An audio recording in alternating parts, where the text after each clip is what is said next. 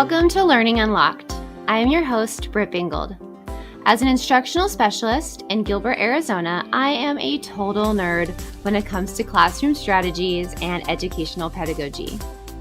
Educators are the key holders to unlocking learning for students. Today, as always, my goal is to provide you with resources and tools, the keys, to enable and accelerate learning for all students. Thanks for joining me today. Let's get started.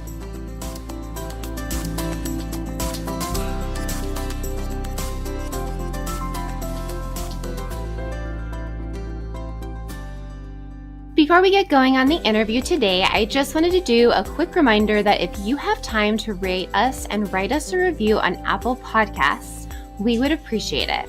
The more reviews and ratings we get, the more educators will see our podcast. So if you like what you're hearing and you think others would too, please head over and provide us a review.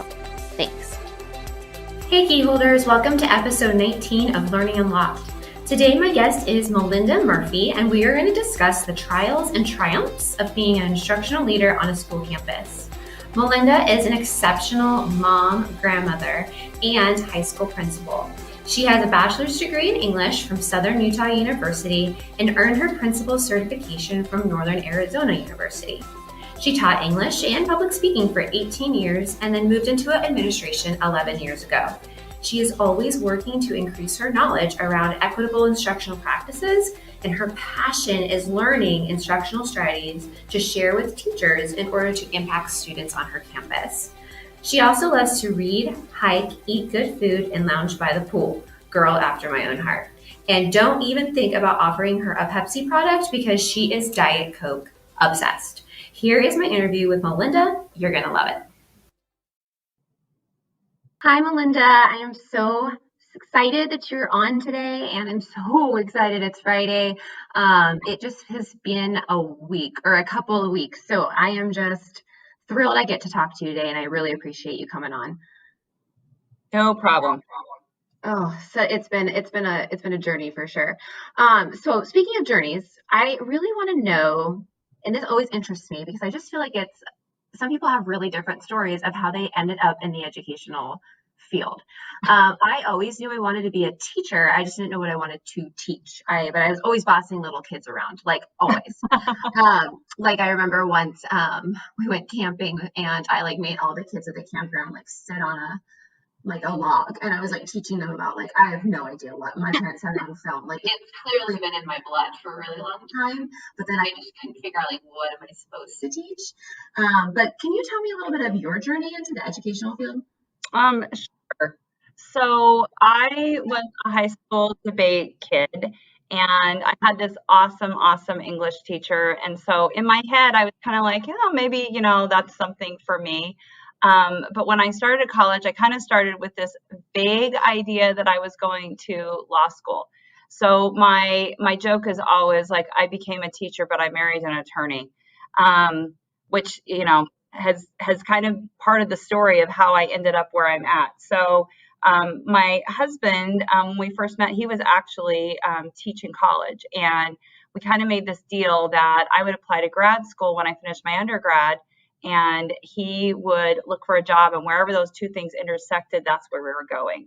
So, so I went to Miami University. It's where he ended up getting a teaching job, and where I went to grad school. And I really didn't have an idea on the other side of what I was doing.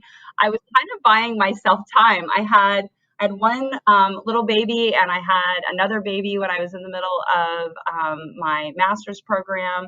And my master's program is in speech communication. So I really didn't know what I was doing, except that I was a teaching assistant. And so I taught interpersonal communication and public speaking. And I found out I really enjoyed it. So we have these two little kids, and my husband decides okay, it's time to put this law degree that he has to work. And we're living in Ohio. Both of our families are in the West. His was in New Mexico. Mine is in Utah. And our next deal was wherever he passed the bar and got a job, that's where we were going. I should have never made this deal. Wherever it takes us, that's where we go. Yeah, it really was. That. I was like, when one of you has the ability to make money, that's kind of what you got to do, and you got student loans. So we ended up in this little tiny town in the southeast corner of New Mexico, right on the Texas border. And it was not the place that I would have chosen, but he ended up as a public defender. And if you know anything about public defenders, they make less than teachers do. And so I was like, oh dear, I have to get a job. And I was like, well, I have an English degree. I've got a little bit of teaching experience. Like I mentioned, I did high school debate, and then I also debated in college. And so I was like, I could coach a speech and debate team. So I literally called the principal in the only high school in town and was, hey, I have these skills. Do you by any chance need someone? And his answer to me was, when can you be here? I was like, I love that. Yeah, oh dear, right? So at the time, New Mexico had a deal that if you had a master's degree, you could apply for a teaching certificate. And that's literally what I did. So I had no idea what I was doing, like none. And first year I taught sophomore English. It was an utter disaster. The only good part was I had this awesome little speech and debate kids that would come in my room, and they were amazing. My cute little team that now they're like middle-aged and have children of their own.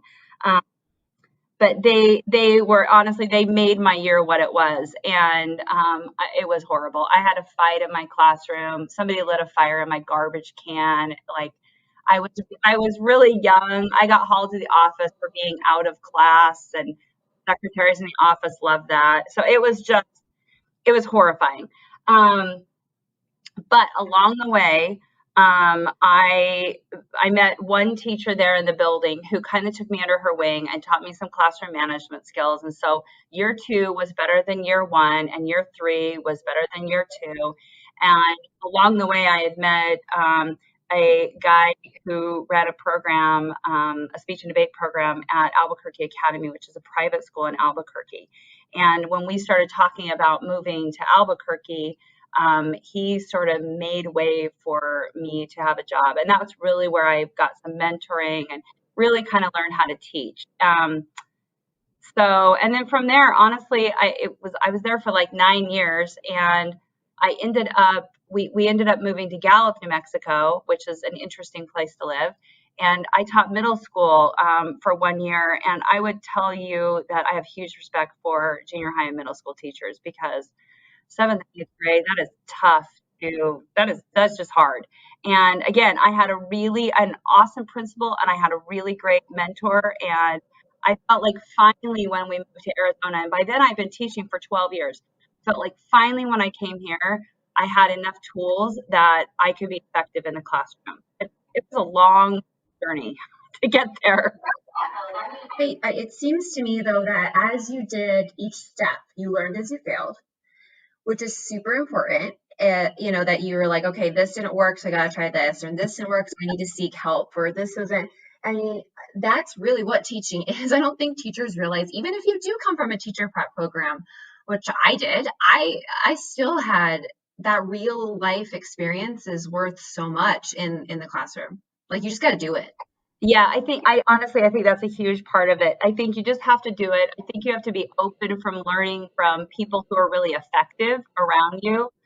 And I think honestly, there's this intuition that sometimes you should trust. Like, it always made sense to me to know where I was going before I started. And so, when I learned like enough to be dangerous about backwards design, I was like, well, of course that's how you should plan lessons. And so I think that sometimes there's just intuition that you're like, no, that is a good idea. And then you find out that there's, research and theory that backs your good idea. And that I was fortunate that at least I had a little bit of that going for me too. Oh, I get so excited when I make something up and then later on realize it is research based. Right. You're like, oh, somebody else this good idea too. I feel like this is rigorous and like a good engaging activity. But then and then I did it in the classroom for years with them and I came to this position, I'm like, oh, okay. Like I felt like vindicated or something. Yes, exactly. And then the opposite is true too. You're like, I couldn't figure out why this didn't work. And then you Totally. and you're like, oh, well, here's why it didn't work. If I just did this, it probably would have been a whole lot better. Yeah. And then I think there's this other piece that is like a soft skill in teaching that like really enjoy kids. And I really enjoy high school kids. I just find them wildly entertaining at their best and at their worst. It's fascinating because they're just on the edge. Like they're right there, but they're still kids. I think a lot of teachers try to teach them like adults, and you can write that line, but to me, they're still kids. Like, I'm sorry. Like, you're like a human prototype. You're not yet there. Like, you're still forming so many of your own opinions and who you're going to be, and that's going to continue through college still. Like, and we kind of continue that through our learning throughout our lives, but, they're just so funny too. Like those things that come out of their mouths. Yes, they're the best. I know. I was telling somebody the other day, I was like, it's like precipice of possibility, right? Like I love that. I wish that, and sometimes I wish I could go back and realize, like, oh my goodness, I had so many paths available to me. Like that's just really empowering. And that's one of the things I think that great teachers bring that out in kids, right? They make them see the possibilities of themselves, in all sorts of ways. So, I wrote that down and I love it, and I'm going to coin it from you. All right. Well, okay. So I am obsessed, and I don't know. I mean, I think most people know this, but I'm obsessed with Brene Brown. I am too, a little. Yeah.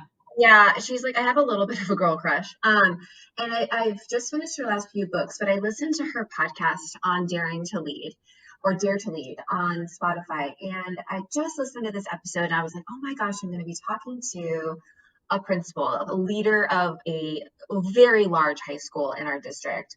And she said something about armored leadership versus daring leadership. Have you heard this?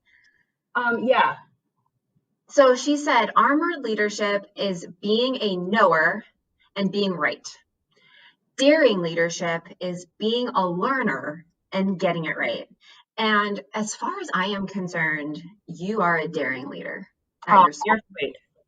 I really do believe that because I feel like you are a learner and you want to get it right. You want to get the whole, like, it's not a fear thing. It's more of like, okay, how do I get this right? How do I get, this action bias right? How do I get, all the things that you're trying to like research, like pedagogy right? How do I get instruction right on my campus? I don't think you want to be right. I think you want to find out how to get it right. So I just wanted to applaud you for that because I think it's really hard. And that kind of segues into our next question. As a principal, you guys have so many responsibilities. Like my husband's always so funny. He's like, so what's the step up from being a teacher? Like, can you just become a principal? And I'm like, nah. Like there's like, it freaks me out. Like there's just so much that has to, like, I couldn't do. You guys deal with parents, you supervise adults, you have student activities that are like before, middle, after school, like budget, which by the way, budget makes me just like twitch. And then there's like, ensuring compliance with special education laws. And then you've got discipline. And so like, there's all this stuff that you do. Making me tired. Oh my gosh. I don't even know how you to do it. I don't like, he's like, why would you not want to do that? I'm like, because I don't know how I would do in these types of situations. Because they're so challenging. And then because I'm so passionate about instruction, and I know you are too, that I'm sure these things kind of get in the way sometimes of being the instructional leader you want to be because you feel like you're managing more than you can be instructing, right? Oh, yes, very much so. Yeah. So what do you think are for principals who are listening in, what are the challenges that you have found when you're trying to be an instructional leader on your campus that just get in the way of being that? It's all the things that you just said. It's the administrative side of being an administrator, right? So there's always this drain on your time because it's funny. I was talking to a principal who's in, his first or second year, and the comment was like, when do you stop putting out fires? And I laughed. So this is my 7th year as the building principal. And I'm like, you never believe. What's that? I can't believe you've been doing this for 7 years. Like when I read that, I was like, oh my gosh, this has been a long time. It has been a long time, which is kind of miraculous, actually. It's amazing. Yeah, they like that's the thing. Like there's always a fire to be put out, and that can be frustrating because you feel like, okay, I've got things in a good spot. Oh, there's that one. And my answer is to him was, yeah, there's always a fire, but you like after a while you put out the same fire, so you can be more efficient, if that makes sense. You start knowing what's the emergency and what's not an emergency. The other thing is that if you surround yourself with a great team, your job becomes infinitely easier. And it's been a really difficult year, but the team that I work with here, they've kept me going. They're amazing. And so you get good people around you and you trust them to, do what they're charged with doing, and things run really, really well. But it takes a lot of great leaders on a campus to make that happen. And I'm super fortunate here to have that. So that's probably the biggest one, is just time and the distraction. I think the other piece that can get in the way of being an effective instructional leader is I'm super impatient. Like it's just part of my personality. I've come to accept this. I want things done now, and I want them done a certain way. And I've learned that you have to take the time to build relationships with your teachers. They have to trust you. They have to trust that you're leading them to a better way of doing things, not that they were doing things wrong, or that there's lots of, terrible things about the way you taught the class, but like, hey, this was good. Let's make it great. And creating that trust is really the only way to get the buy-in, to get them to move along. And then the other thing is, I think that I stay on message probably like ad nauseum. They probably get tired of me talking about instruction, but I talk about it constantly. And I reassure them I would rather come into a room for an observation and have them try something new that fails than stay safe, right? Like take a risk, fail. Like we'll talk about it afterwards, and it'll be great. But they have to trust you enough to be able to take a risk. So if I'm teaching them something new, like one of the challenges is always you send teachers to PD, they hear about all these good ideas, but they come back and nothing changes, right?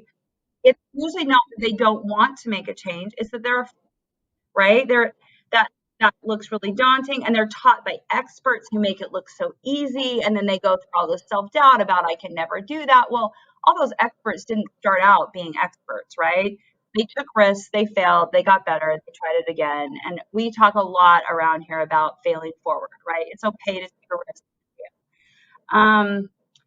The other challenge, honestly, has been getting on the same page as far as what is good instruction and what is not effective instruction, and creating that vision around, well, what does good instruction at Highland High School look like, right? What does it feel like? What does it sound like? And one of the things I did when I first came in is spend probably the first semester just being in classrooms and kind of looking at like, what's going on in our classrooms? Who are these people? What do they like? What do they not like? And then I kind of started to make some shifts. And so when I say like, what does good instruction like feel like? I always say like teachers should skip out of the building and kids should drag. Like, right? And it's so interesting to see what the kids are doing too. Like I rarely look at the teacher when you first walk in the room. I always look at the kids, and it's so funny because they think immediately that I'm looking at them, and I, as somebody that watches teachers often, I'm like, I'm not looking at you at all. I'm looking at what your kids are doing, because if your kids are working hard and you're around facilitating and helping them, that's awesome. Like that's what I want to see. I don't want to see heads down. I don't want to see kids running around. I don't want to see, I think noise is great, but it's focused noise, right? You know how many times I did things and failed? But I love taking risks in education. I don't like taking risks in my actual real life. But yeah, like I'm like, I'm not going to jump out of a plane. We talked about this. I talked about this with Jenna, but I was like, but I will take risks in education. Like, not, like I just do it because I feel like I've got the trust of the kids to be like, okay, now we're going on this journey of Miss Bingold found this online last night, and we're just gonna do it because it looks really cool. And they're like, okay. Yeah. Well, and they're funny creatures, right? Like they love doing new things in routine ways. Like that's one of the things that I try to help my new teachers with is like you need routines and patterns. Oh, absolutely. There's predictability, but there's also novelty within that. So if we're teaching you to use like structured collaboration, okay, that's the routine, but now what are we collaborating on, right? That's the novelty. And With them too, and they're like, you know, like I am so used to Miss Bingold's room because it's XYZ. I know exactly what's going to happen in the beginning and the end, but in the middle, I kind of sort of know what's going to happen, but I really never know because she's a little bit off the rocker. yeah, and that's great teaching because our kids they push against it like developmentally routine, but they absolutely need it. So it's finding that sweet spot in the middle. And encouraging teachers like that's when I do pre-conferences, you know, and I ask them just walk me through your lesson. That's one of the things I listen for is what's the beginning, what's the middle, what's the end. I think as far as like instructional leadership, I think part of it is it's got to be the thing, not just another thing for principals, right? Like for you, one of the conversations I had with a teacher a few weeks ago is like pedagogy is the thing that separates this profession, right? That's what makes you a professional. It's what makes like that's why I can't just grab anybody off the street corner, you know, and bring them into a classroom. Um, and so principals have to respect that as well. And I think when you treat pedagogy like it matters, it begins to matter to your teachers. Um, and that's been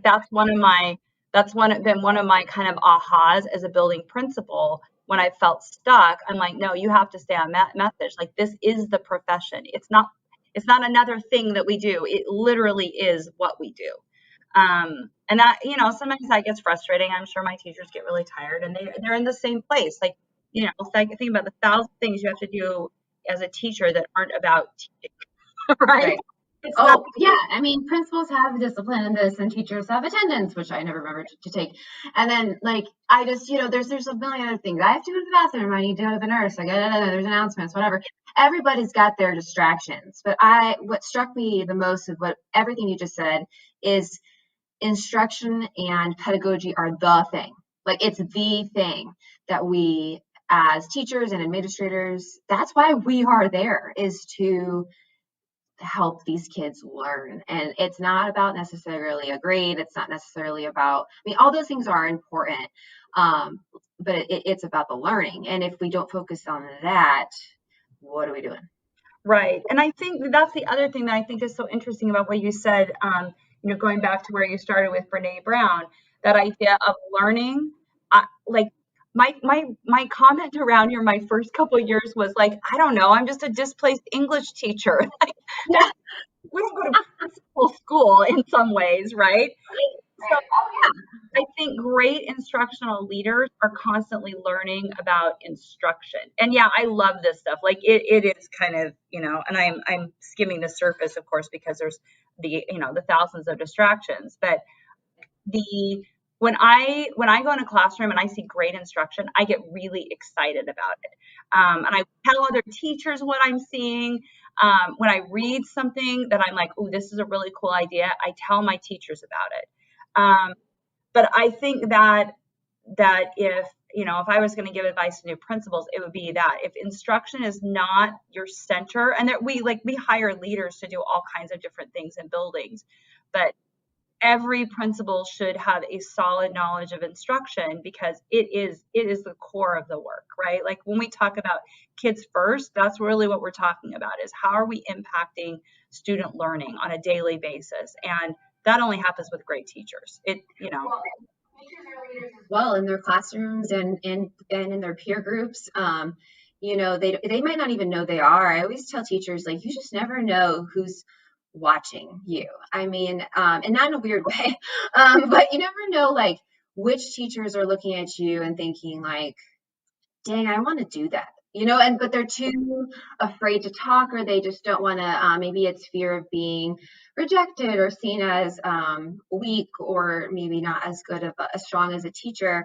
And I wish that culture would just dissipate, because I think in my mind, I make up that, all teachers come together in their PLC and pick a strategy and learn and go use it and come back together and discuss it. And like, I know that's not reality, but like, that's my like little utopian land. But I just wish people would see that difference of, even in your classroom as a teacher, if you'll be daring to your students if you're also learning with them, and you tell them, I'm not going to always be right. I am the expert in the room. I know a lot about this topic. I've studied it, and I know the pedagogy behind a lot of things I'm doing, but there's going to be points where, by the way, you're smarter than me in this area, and I'm going to learn from you, or we're going to learn from Google. And it's not about being right. It's about getting it right. Right. And I think that, like your comment earlier about teachers as facilitators, when you understand that your role is to set up the framework, right, for learning, and then you step into that facilitator role, I think that's really empowering for your kids. Like, that's when we start talking about, student choice and student voice and all those things happening. And again, you're still the expert. You're still the instructional expert. You're still going to design the learning experience, for lack of a better way of putting it, right? For lack of a better way, that's the best way to put it. You're still direct instructing. I just did it. I front loaded it. Now the kids are going to do the work. Mm-hmm. Yep, exactly. And that the other great thing about that is you can feel when that's happening as a teacher. And when I'm in classrooms observing, you can feel that shift happening. And it's really a satisfying experience for teachers to be able to say, I set this up and look what happened as a result, right? And that really is that shift from teacher in the front of the classroom delivering information to kids, finding information that I'm facilitating through that experience. And I consider that to be the best part about teaching. I think a lot of people get burnt out because they're doing it all on their own. And there's different factors to teacher burnout, but I would consider that to be one of the main ones. Is you're working too hard. You got to work. You still work hard, but use your people. Like, yes, if you're going to make a station rotation activity, make two, and then somebody else makes two, and somebody else makes two, and you guys have all kind of agreed this is what we're going to do. Go do it, and then watch your kids' minds just grow and expand, and you're there to help them, and you're guiding them to the where you want them to end up. But just watching them go through these learning experiences, to me, were my favorite days in the classroom by far, because I mean, they already had the information. Now we're going to expand their knowledge of that information, and that's what's going to make it stick, for sure. Well, and I love what you just said too, because here's the other thing. Great teachers working together only makes them better, right? Like when you have that team and you trust each other, well then, like, okay, now my possibilities have just expanded, because I only have so many tools in my toolbox, but my fellow teachers got a whole different set of tools. And that's really how I think teachers grow as well, is by working together and trusting one another. Well, and respecting each other's different styles. I work in a department of, the three of us that are instructional specialists have completely different styles of teaching. And the way we research, the way we develop things, everything's very different. And I've just to learn to appreciate that, like, my style is not the way, like, right. And incorporating all those different styles into my classroom is also going to help me differentiate for a bunch of different kids who have different learning styles. So it really does just start to benefit and balloon out not only your experience with your colleagues, but also the experience of all the students collectively are getting multiple different avenues of ways that they can learn information. Exactly. Yeah. So how do you select? Okay, so you're a principal and you're like, okay, these are my focuses, which that's a lot considering you already have all the other things going on. It's almost like, you know, in my view, it would be wonderful if you had like a managerial, like an actual admin administrator, and then like an instructional leader and administrator. Like that would be my perfect world, because I feel like just doing both, your head must be spinning. But how do you select instructional focus, because you've got this huge campus, and then how do you, like, who's in that conversation with you? So like, here's our instructional focus for the year, who's in that conversation, and then how do you determine like who those ambassadors are that are going to help you relay this out to your campus and get that buy-in that you were talking about earlier? Okay, so this has been a work in progress at Highland for sure. When I first started, it was really just me and the admin team, and we would, like, the first year we went into classrooms and we kind of looked at what was going on, and we were like, all right, what we really need is engagement. Really traditional classrooms, lots of kids still in rows, teacher in the front of the room, and it wasn't bad. That's the thing. It was just not what I wanted it to be as far as the experience we were offering kids, right? And so then we started out with, okay, we're going to focus on engagement, and specifically we're going to work on collaboration in classrooms. So we did that for a couple of years, and now it's so funny because of COVID, you know, we've had to put kids back in rows, and my teachers all year have been begging to go back to groupings, which I'm like, all right, yes, we have succeeded in moving, you know. Yeah, like, yeah, that's fantastic. But It's fantastic. Yeah. it is, honestly. I figured out, like I don't even know if it was like year two or three, where I was like, I cannot do this all by myself. And I went to a conference, Model Schools, which is, I think, the best place to go if you're an instructional leader.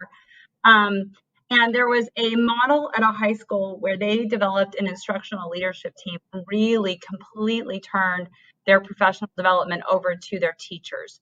And I came back and I was like, that's awesome, because I have some rock star teachers that I am not leaning on enough. So what we did is I invited faculty to apply to be part of the instructional leadership team. I selected based on several things, actually: experience, style, area of focus, because I really wanted representation across my building. Yeah. And I sent them out with a, excuse me, with a, like a, I don't even know how, it was like an observation tool, basically. And they were looking for specific indicators. Yeah, they're not evaluating. They're just like looking for things. Yeah, we call it like instructional rounds is what we call it, right? They're literally just observing and gathering information. And then they came back, they made recommendations about what they felt the area of focus should be. And lo and behold, guess what? It was still engagement.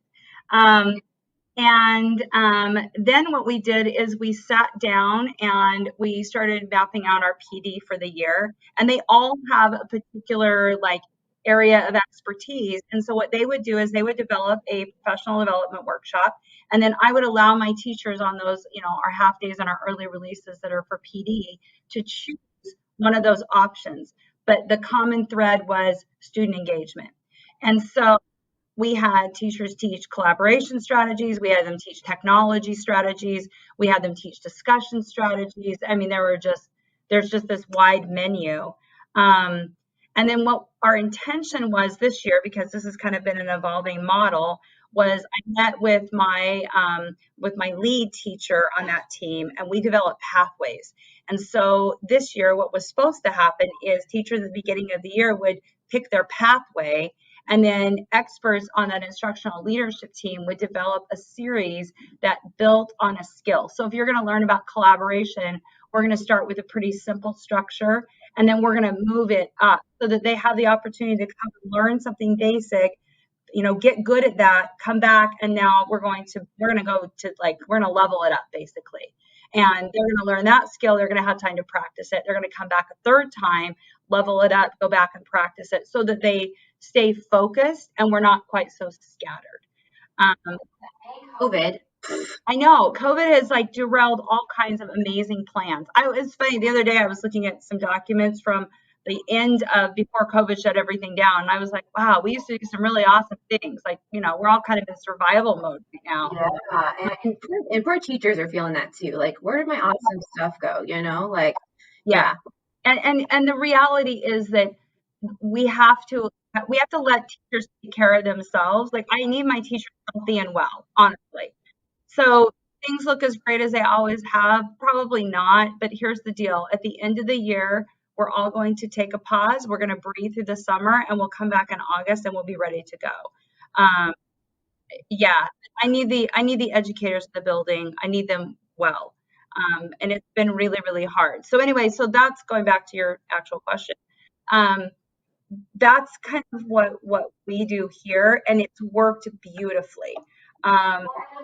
Modeling choice, because we want student choice, so let's give teachers some choice, right? Even though there's a common thread of learning, and it's really hard for teachers, because I think a lot of teachers think my kids are participating in my instruction, and they think that means they're engaged. And it's so hard to tell, especially, I mean, I'm an old high school English teacher, and I remember, like, my kids they look invested, like they look like they're listening to me. It wasn't until I started doing a lot of Kagan strategies and like my like I was like, oh yeah, no, like they can fake it so well, like they're so good at smiling and nodding and taking notes, and like and then raising their hand to answer questions or whatever. And so until I started doing some like serious, I basically had to like redo my whole teaching philosophy, and do some research about participation versus engagement and how those things are different.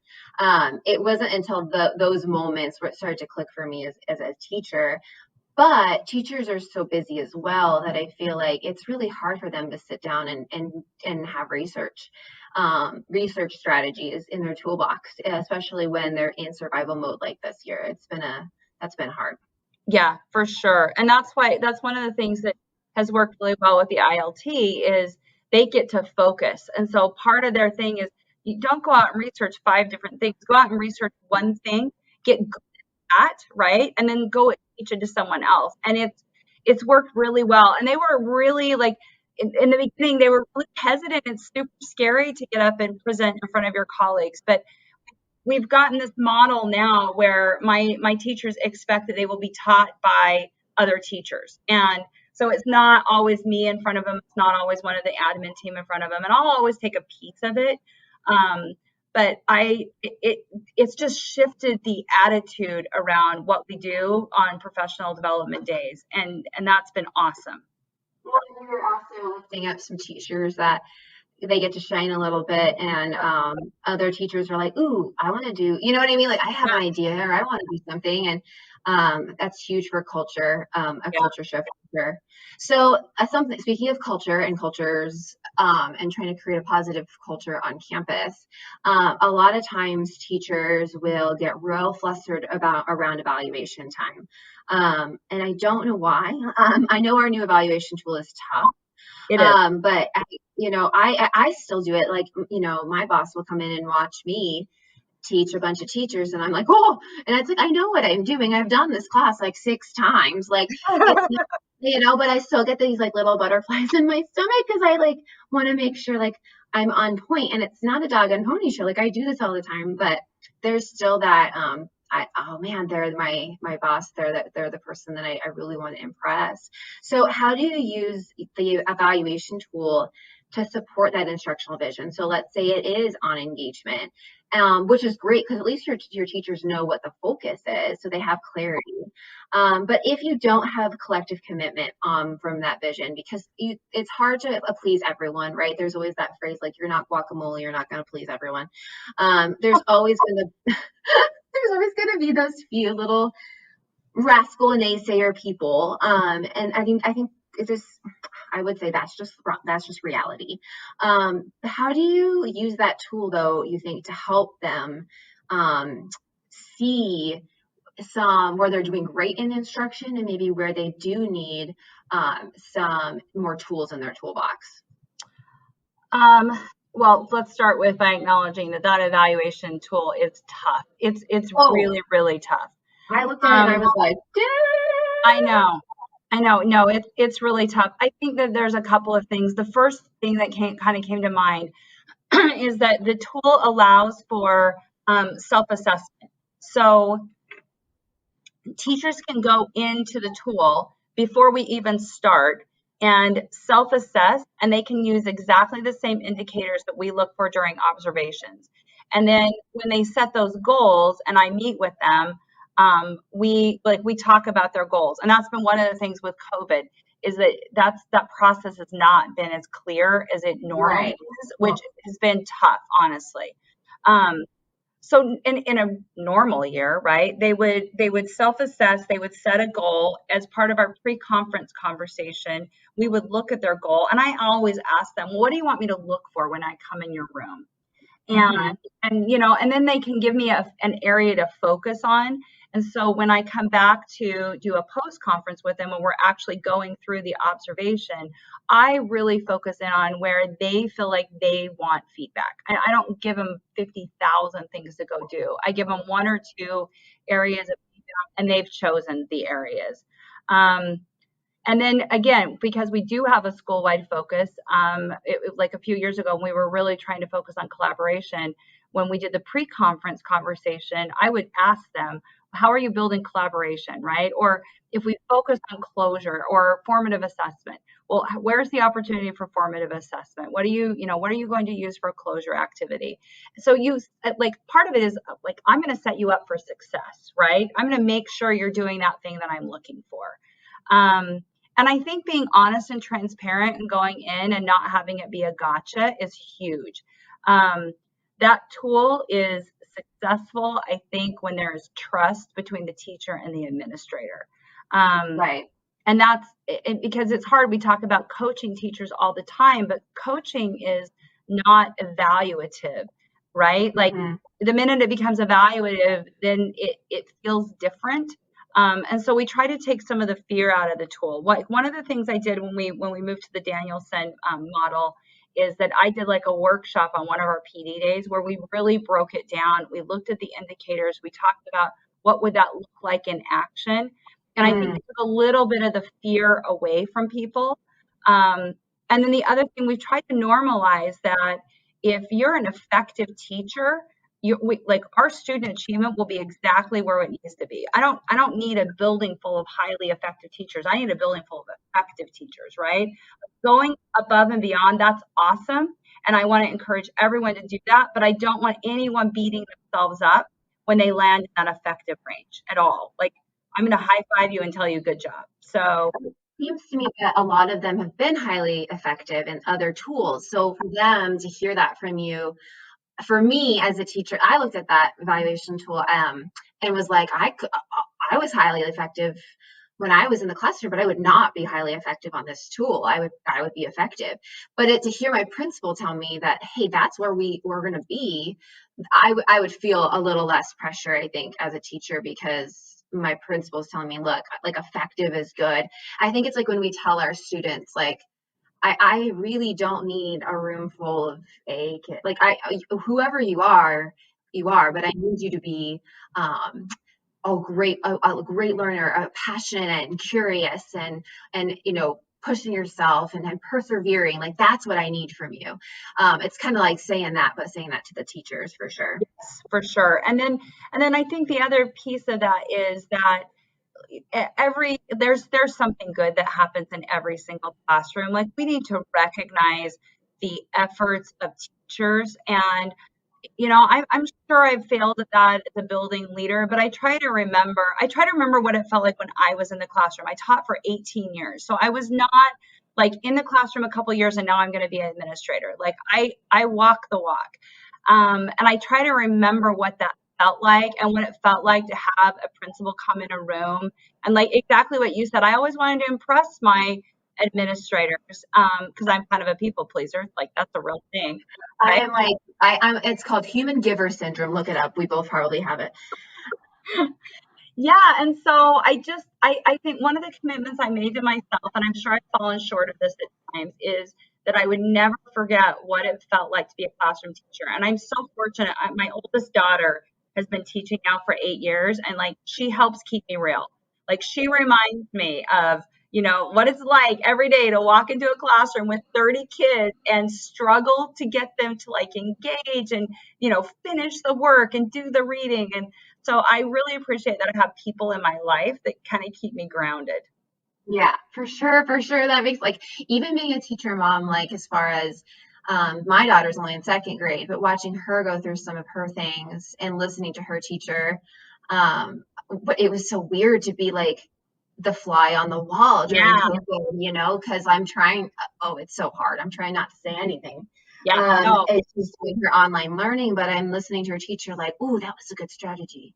Yeah. But and I wanted to email her later and be like, "That's a good strategy," but then I'm like, "That's weird." Like, no mom would email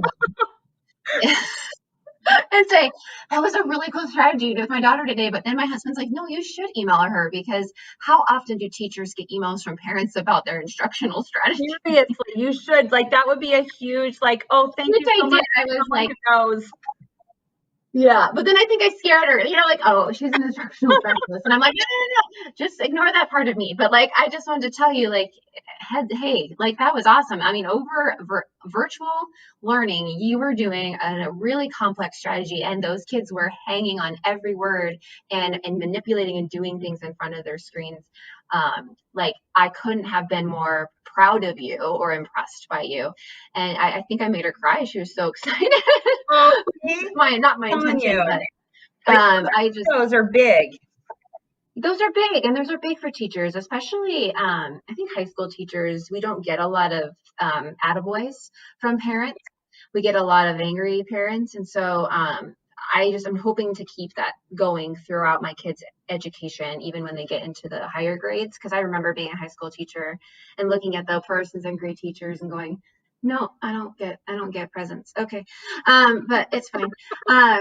Okay, so we've kind of talked about this and touched about this a little bit on the way, but for the principals listening and for any assistant principal listening, in terms of like, I want to do this, I want to be an instructional leader, I want to create instructional leadership teams, I want to have instructional rounds, I want all these things, like what do they need to do in order to start this ball rolling? Could you give them like a little like step 1, step 2, step 3, like something kind of simple that would just help them to start making way? Because I know it's so hard for a lot of administrators. I mean, step 1 is know your staff, right? Like get in their classrooms, know what they do, know who your strong people are, know who your people are. In every building, you will have allies. And if instruction is your thing, you need to know who those people are out there because they are going to be your biggest support, your biggest resource. I think the second reason you want to know your team is you need to know where the potential is, right? Like I have some teachers that are young, energetic. They just don't have the experience yet, but they have everything it takes to be a great teacher. And so I want to make sure. Time. They don't know what they don't know yet. Right. They don't know what they don't know yet. That's exactly it. But when you can identify those people, then you can put resources into growing them, right? To grow because they don't know anything yet. Exactly. Yeah. But I think once you get the energy going that instruction matters, we're going to recognize it, we're going to celebrate it. It can really shift the attitude, I think, of teachers in a building. They get excited about sharing their wins in the classroom. And my feeling is that's the work, is growing teachers, because when I became an administrator, it was funny. I'd been told for a few years, like, hey, you should really think about, getting a administrative license. And I didn't really have a vision for like life after the classroom was my problem. And so I just kept teaching because I liked teaching and it was good. And I had to have a why to move into administration. And finally, my why was, I want to have a bigger impact on kids. And then, I had friends that were like, well, you're leaving them. I'm like, no, I'm moving to a place where I can ensure that every kid has a great teacher in their classroom. And let's face it, that's where we have the biggest impact on kids, is teachers to kids every single day. And, it's funny when you'll hear people, don't understand, like, why we have all these administrators. I'm like, well, they create that guidance so that those kids have great teachers. Like that's the whole kind of vision here. many teachers that one person can't do that all and do the myriad of things that we talked about before. Exactly. So that's the first thing I think is know your people. Like get out there, know who they are, know what they're good at, know where their skill set lies, know where your opportunities, for growing people are. The other thing I would tell new administrators is you have to treat instruction like it matters. If you do that, that shift will happen. And it's so easy for building principals to get distracted by all the things you listed. Yes, all those things have to happen. Sure, yeah. Right? But instruction has to stay at the core. So it can't be that you you're so frustrated with, the budget, which cracks me up. The budget is really not the biggest thing, I promise. But it can't be that you're so distracted by the budget that you forget that in the building there are kids with teachers in front of them, right?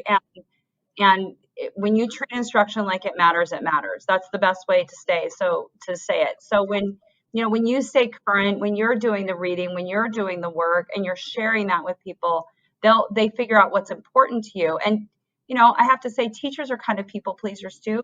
And they want to share a vision. I do know that. I think, I don't know, my experience kind of all the way through is I always wanted to know what my principal wanted from me. And my experience now being a principal is my teachers want the same thing.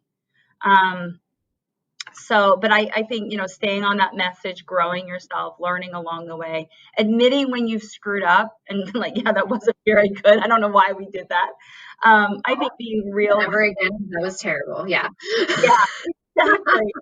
It's so funny talking to, different principals over the years. We all have our own leadership style, but I think that you build trust with people, and it's back to Brene Brown, right? When you build trust with people by being vulnerable. And so not being afraid to say, yeah, that didn't work so well. I'm going to try it differently next time. I'm so sorry.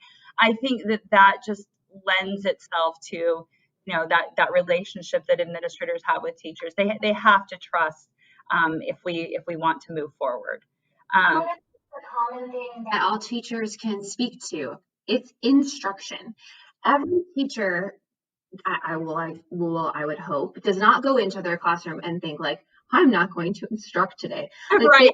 They all are there because they want to instruct kids. Yep. It's how they do it. And so it's getting that, research behind, like, these kids in front of you are different than those kids that you taught 20 years ago, 10 years ago. And here's why. And then I think all teachers that I have ever taught have always been like, thank you for these tools. Like, I just don't have time to research this and know that these things exist. But once I know and I see it, I can go do that. Like, I want to. Like, I rarely meet a teacher who really pushes back on gaining more instructional tools. No. I think it's a common language that we all, as teachers, we want to do well. We want to instruct well because we want our kids to learn the material. I think it's a matter sometimes of, like you said, they've got a lot of things going on as well. And so if you have that as a theme of your campus, I think you'll gain a lot of support because teachers are like, no, I instruct. And then we can go into like, but how are you instructing and how's that impacting the students? And then we can have these conversations. Absolutely. Sure. The comment that got made to me by a building principal who teaches is in Florida was be relentless in your will. And it's written on my board because it can be really discouraging when you have this idea of what you want a building to look like and be shaped by. And and you'll have naysayers out there. People will not want to make change. Change is hard for humans, and I know that. But if you stay on message, if you are, like as she put it, relentless in your will, you'll be able to make huge strides. It's kind of one of those things where over time, you just have to be patient. I guess that's the best way to say it. You have to be patient, but you have to stay true to what that message is around what you expect in your classrooms for your kids. And you have to keep those kids front and center. I mean, I have 4 kids of my own. They're all adults now. And I just think back, and I was so fortunate to know their teachers and see what their experience was like. Right. But I just felt like it was such a gift when they would come home and they would tell me all the awesome things that happened in a class. And they had some of the most gifted educators that I have ever been able to work alongside. And I just think about like that experience. That's what I want for every kid, not just my own kid, you know? Absolutely. And the biggest compliment is like to a teacher is I would put my kid in your class. Like for me, I cannot, that is the best compliment I can possibly give someone. Oh, I'm just reading this book, and I the other day, it's called Unpacked Your Impact. And I think I posted on it. And I literally was, as I was reading it, I was like, I want my kid in those kids' class. Not that I don't love my kids' teachers. I love them. They're great. But that style, I'm like, they're taking education and just basically saying, we're just gonna like blow this up and change it because our world is changing rapidly and we are just gonna go for it. It's inspiring. And it was probably one of the best books I've read all year because it made me even think about education and the systems and the way I was taught way differently. It's to the point now where I'm like, do I make a reading cohort on this book next year? Like I'm almost like, that's how passionate I am about the book. That's cool. Yeah, but I feel like when I said that, one of the authors actually on Instagram replied to me, which I was not expecting. Lanisha Tapp said, this is the highest compliment that I could have ever gotten, is that you just said you read my book and you want your kid in my class. Yeah, and that, it is. It's what teachers want to hear for sure. Oh my gosh. Put me on your list. I'll totally read it with you. Yeah, I'm trying. Well, it's so funny because it's Unpacked Your Impact by Naomi O'Brien and Lanisha Tabb. And it is, honestly, it's how two primary teachers stitched problematic lessons and built a culture-centered curriculum. And honestly, I would say it just eye-opening and amazing. But yeah, I might do a little reading teacher thing with that. If anyone's interested, let me know. Email me up. Okay, so I have rapid fire questions that I did not tell you about. Are you excited? I'm very excited. I love it. Okay. Education is? The doorway. Okay, I love that. The doorway. Yeah, and I always, we did with my students the curiosity window, and every day I would put up a picture on my screen and I called it the curiosity window. What do you think about this picture or this video or this image, and how do you think it relates to what we're learning today? And they would be super abstract. And so that's what it reminds me of, the doorway, like getting them in and through, right? Getting them in and through the door. Oh my gosh, I love that. Okay, what inspires you? Well, in the world of education, it would be watching kids learn, which means watching great teachers teach. In my personal world, watching my grandkids, and it's that same thing, like all that possibility in front of them, and yet I'm not in charge of them. My mom's like, being a grandparent is way better than being a parent. Way better. It's the reason you have children. That's what I keep telling my own children. Like, this is the reason I have children. It's so that you could have grandchildren for me. Yeah, they're amazing. I'm excited. I have a long way to go though, but you're there. So congratulations. Thank you. Okay. So if you could pass on wisdom to any students on your campus, I guess even maybe your kids or your grandkids, what would you pass on? What would you share? Probably right now, that this too shall pass. I think that, like, it's funny. I'm the same age now that my mom was when I started having kids. And I remember calling her and being upset about something, and her just being like, in the scheme of things, this isn't a big deal. And I remember back in the day feeling like, wow, that's really not very empathetic, Mom. But I think that one of the things I've learned is that when we take care of business on our end, that somehow things always work out for the best. And we just have to trust that those better days or those good things will come our way if we're just doing our part. Yeah, I agree. I really do. I mean, I've been through some stuff, and I think we all have, and especially last year. and a half, almost 2 years. But I think we're this too shall pass is such a great phrase because I think everybody's like burning gas right now. Like, Yes. we're all ready for some type of break, some type of reprieve from the levels of stress that we've been at. And I think if we figure out ways to chip away at that stress by just taking care of the little things we can that are possible to take care of, it will help kind of release some of that as we go through the days. Yeah. Recognizing, you can only do what you can do. I think like I'm a little bit of a control freak, and I've learned I don't have control of everything, right? I have to take care of the things I can take care of. The rest I just have to kind of, let it go. And that's a really hard thing if you're a control freak. I'm a control freak too, and I had to really learn. I mean, stress got me really, really sick and ill and actually took me out of the classroom. And I had to learn, okay, I can't get this stressed again. So I've had to learn a lot of techniques on how to do that. And it's hard for people like us that are very type A. I would say maybe a little bit OCD on the OCD side, because we are people pleasers. We want to work until the work is done. We have extreme perseverance and tenacity, which are great traits, but can work very hard against us. So just knowing where your strengths and weaknesses come from is huge. Yes, okay, what are your must-have smartphone apps?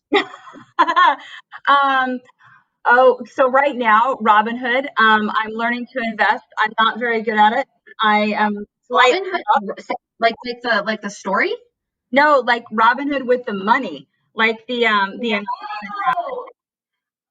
Yeah, it's an investment app. I don't know about this. I'm writing this down. Okay, so, literally, I'm terrible at math. It's really a problem. So I kind of tune out when anything comes to numbers.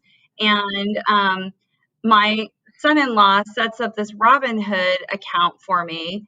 And, like everybody else, I mean, I have retirement accounts, but I don't pay attention to it. And so like the last few months, I've been learning about the stock market and investing, and I know barely enough to be dangerous. I'm like, wow, there are people that are really smart out there who figure out like how to make money grow. I'm really not so far one of them, but I'm learning. I'm one of them, but my husband loves stuff like this, so I'm going to tell him immediately tonight about this because he's going to be like all about it. I know he is. Yeah, it's kind of, I don't know. Part of it is like addictive because you're constantly wondering if you're going to make money or lose money on every given day. I also have learned I should never have gone into the world of finance. So it's really good that I'm an educator. So yeah. The other one right now is TikTok. I love TikTok. I will not ever make a TikTok, so don't get any ideas. But good for you. Yeah. Mm-hmm. As an administrator, it's probably not good that I have a TikTok and I love it. Yeah, I'm addicted. I love that. Like, it's just so nice to be able to, like, I have to set a timer because otherwise I lose time. But it's completely mindless entertainment. And I love the cleaning videos. I have found all kinds of great household hints on cleaning my house, and I love a clean house. So I'm a little ridiculous. Last year before my daughter left to go on a mission, and I would come home from school and I'd be like, what'd you do today? And she'd be like, I watched 3 hours of TikTok. And I'm like, what is TikTok? What are you doing? I know. Right? Yeah. So she leaves and I'm like, all right, I'm going to check out this TikTok thing. And then I totally understood. I'm like, oh, I know how you could lose 3 hours of your life to this thing.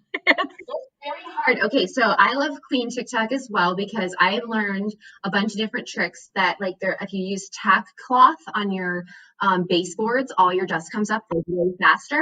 And then there's recipe TikTok. Like you got to start hashtagging recipe TikTok because it shows you the recipes and like what to dump and everything. And they're super easy. And then they link it to like the recipe website. Okay. All right. I'm making myself a note. Okay. If you're like, not to distract you anymore from your life, but I've been enjoying recipe TikTok, especially with my new Instapot. So, okay. Oh yeah. Okay. Last rapid fire question, and then we'll wrap this up. You've been awesome, and I appreciate you. And we're over the hour, so I don't want to take too much more of your time. What song do you know all the lyrics to? Oh my goodness. So first, I'm terrible with song lyrics. You should just know this. My husband loves music and he wants to play Name That Tune. I can't do it. I'm horrible. but I used to know all the words to Fergalicious. Okay. But you have to when you're a high school teacher, right? You really do. And I'm pretty sure I do know all the words to Bohemian Rhapsody, but no one should ever ask me to sing in front of them. That is a no. If you don't know all the words to Bohemian Rhapsody, that needs to become part of the education process. Because I love that song. Yeah. Okay, you were very brave. Thank you for going through all of those rapid fire questions. If people want to learn more from you, where can they find you online, or can they email you? Just to kind of, if there's something they heard that they're like, oh, I want to hear or learn or find where she got that information from, where can they get that from you?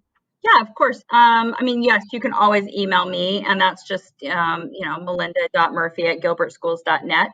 As far as following me online, Instagram, or on Facebook. And, obviously I only lurk on TikTok because I'm not nearly as brave as you are. Lurkers are totally, I was a lurker for a really long time until quarantine hit. And then I was like, oh, I have to talk to people even if they're not real.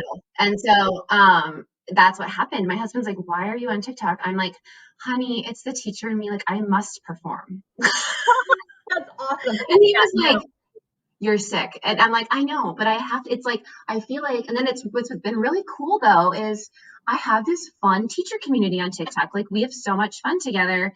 And oddly enough, I've gotten in with all the Canadian teachers. I don't know what happened, but it's been really fun. I've been like able to watch their videos and kind of things they do in their classroom, which is totally different than what we do in the States. Very and cool. it's given me some ideas. So it's almost like kind of networking in a way, Yeah, but also really super fun. So, okay, on Instagram, are you just at Melinda Murphy? Yeah, it's at Melinda, LMAZ. Okay. And Facebook, just Melinda Murphy. Yeah. Okay, perfect. Well, you are awesome. And I appreciate you so much. I appreciate everything you do for your staff and your students. And I hope that the rest of this school year is kind of easy breezy. I know that's like wishful thinking, but we'll just knock on wood. And then that August, everybody can kind of come back and feel refreshed and restart and ready to go. Maybe less COVID, less masks, and hopefully all those things. So exactly my hope as well. And thank you for taking the time to chat with me. It was fun. Oh, I love doing this, but this was awesome. I mean, I know you have such a busy schedule, so I appreciate it. Thank you. No problem. Thanks for listening. I hope you've enjoyed this episode of Learning Unlocked and finding out more about how to be an instructional leader on your campus.